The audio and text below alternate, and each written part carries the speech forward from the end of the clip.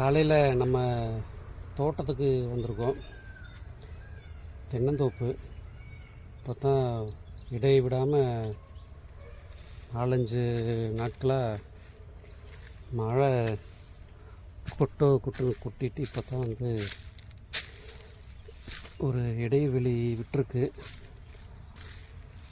நம்ம வந்து இப்போ இங்கே இருக்கிறது வந்து தென்னந்தோப்பு.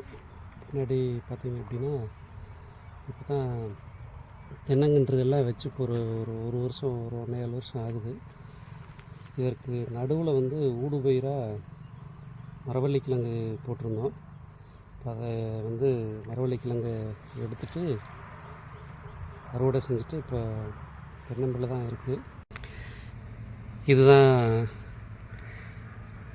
தென்னந்தோப்போட முழு தோற்றம். இப்போ இதில் பார்த்தீங்க அப்படின்னா இப்போ இந்த நம்ம வந்து மரவள்ளி அறுவடை செஞ்சதுக்கப்புறம் இது வந்து தனியாக தென்னந்தோப்பாகவே அப்படியே விட்டுட்டேன். வேறு எதுவும் பயிர் செய்யலை உள்ள. இதெல்லாம் வந்து இப்போ பார்த்திங்கன்னா அப்படியே சமீபத்தில் இப்போ பெஞ்ச மழையில் பூராவும் எல்லாம் அப்படியே புல்லு முளைச்சி கிடக்குது. இப்போ இதை வந்து இதையெல்லாம் சுத்தம் செய்யணும். சரி, மழை பெஞ்சு முடிக்கட்டும் அப்படின்ட்டு விட்டுருக்கு. இதில் வந்து முழுக்க இந்த விவசாய வேலைகள் இதெல்லாம் செஞ்சு இதை பராமரிப்பு செஞ்சு இதை பத்திரப்படுத்திட்டு வர்றதுக்கு முழு காரணம் ஒரே நபர், அப்பா மட்டும்தான். நம்ம வந்து அப்பப்போ வர்றதோட சரி, 100% பங்கு தந்தையாருடையது. அப்படியே தென்னந்தோப்புக்கு நடுவில் அப்பா பின்னாடி வாழை மரங்கள் ஒரு விதவிதமாக ஒரு 2-3 வெரைட்டியில் ஒரு 5-6 மரம் வச்சுருக்காரு. இப்போ இதில் நமக்கு கிடைக்கிற அந்த வாழை நம்ம வீட்டு பயன்பாட்டுக்கு நம்ம பயன்படுத்திக்கிறோம். கிராமத்தில் இருக்கிற ஒரு மிகப்பெரிய ஒரு பொக்கிஷம் என்ன அப்படின்னா, நமக்கு தேவையானதை நம்மளே பயிர் செய்து அறுவடை செஞ்சு பயன்படுத்திக்கலாம். அதுதான். அப்புறம் இன்னொன்று, சுத்தமான பொருட்களை 100% இயற்கையான முறையில் வந்து நமக்கு நம்ம பயிர் செஞ்சு அறுவடை செஞ்சுக்கலாம். அதுதான் கிராமத்தினுடைய ஒரு அற்புதமான ஒரு அழகு, பொக்கிஷம். இது வந்து அப்பா தென்னம்பிள்ளை இப்போ திரும்ப போட்டிருக்காரு. அடுத்து ஏதாவது ஒரு இடத்துல நட்டு வைக்க. இது வாழை வந்து தார் போட்டுருச்சு. இன்னும் இப்போ பெஞ்ச மழை காற்றுல வந்து இப்போ அப்படியே கீழே ஒடிஞ்சு விழுற கண்டிஷனுக்கு வந்திருக்கு. அதுக்கு ஏதோ ஒன்று எடுத்து அப்பா குச்சி வச்சுருக்காரு கீழே விழாமல் இருக்கிறதுக்கு. இன்னும் கொஞ்சம் நாட்கள் ஆகும் நம்ம வந்து சாப்பிட்ற அளவுக்கு வர்றதுக்கு.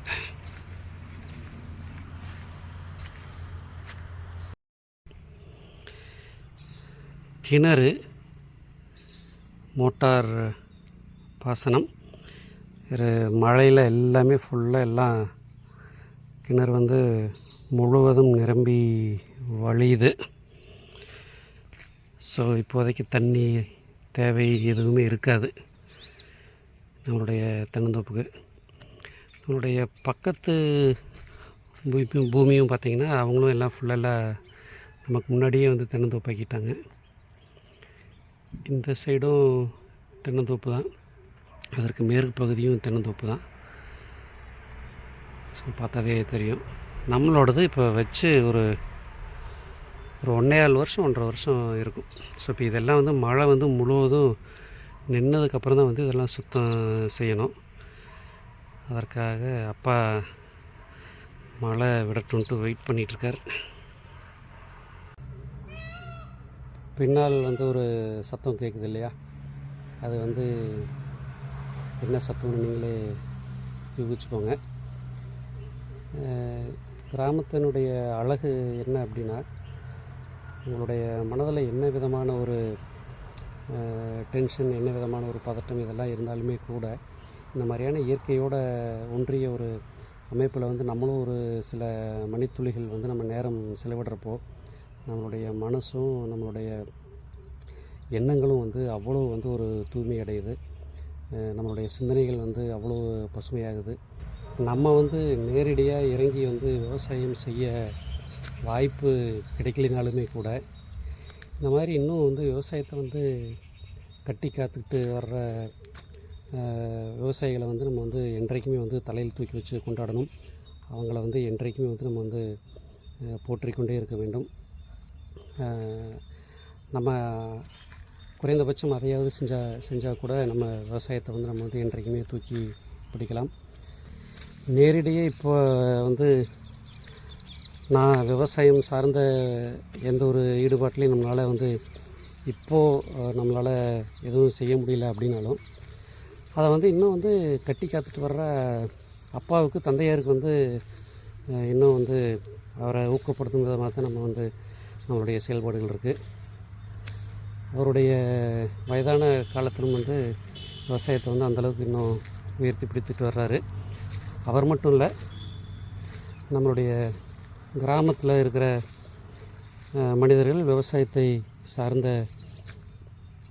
உறவுகள், மனிதர்கள் எல்லாமே வந்து இன்னும் விவசாயத்தை வந்து அந்தளவுக்கு வந்து போற்றி பாதுகாத்துட்டு வர்றாங்க. குறைந்தபட்சம் நம்ம வந்து நேரடியாக இறங்கி விவசாயம் செய்யலினாலும் குறைந்தபட்சம் அவங்கள மாதிரியான விவசாயத்தை வந்து இன்னும் வந்து போற்றி பாதுகாத்துட்டு வர்ற அவர்களை போன்ற விவசாயிகளை வந்து நம்ம வந்து இன்றைக்குமே வந்து நம்ம வந்து அவங்களுக்கு வந்து உற்சாகத்தை கொடுத்து அவங்கள வந்து இன்றைக்குமே வந்து தலையில் தூக்கி வைத்து கொண்டாட வேண்டும் அப்படிங்கிறது தான் நம்மளுடைய கருத்து.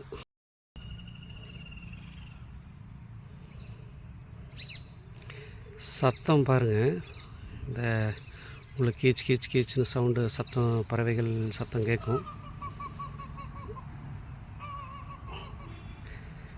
இதுதான் இந்த ஒரு இயற்கை சார்ந்த விஷயம். இந்த மாதிரியான ஒரு அமைப்பு வந்து இந்த காலையில் எந்திரிச்ச உடனே நம்மளுடைய வயலுக்கு வந்து இந்த பறவைகளுடைய சத்தம், இந்த இயற்கை சார்ந்த அமைப்பை வந்து நம்ம வந்து பார்க்குறது அப்படிங்கிறது வந்து நம்மளுடைய எப்பேற்பட்ட டென்ஷனையும் வந்து நம்ம சர்வசாதாரணமாக குறைச்சிரும். இந்த மாதிரியான அமைப்புகளை வந்து நம்ம எவ்வளோ கோடி கோடியாக கொடுத்தாலும் வந்து நமக்கு வந்து நிச்சயமாக அது கிடைக்காது. காரணம், விவசாயிகளும் விவசாயமும் எந்த ஒரு நாட்டில் வந்து செழிப்பாக வளர்ந்து இருக்கோ அந்த நாடு மற்ற எல்லா துறைகளிலும் சிறந்து விளங்கும் அப்படிங்கிறது தான் வந்து நம்மளுடைய வரலாறு. அதனால் விவசாயத்தையும் விவசாயிகளையும் போற்றிக்கொண்டே இருங்கள்.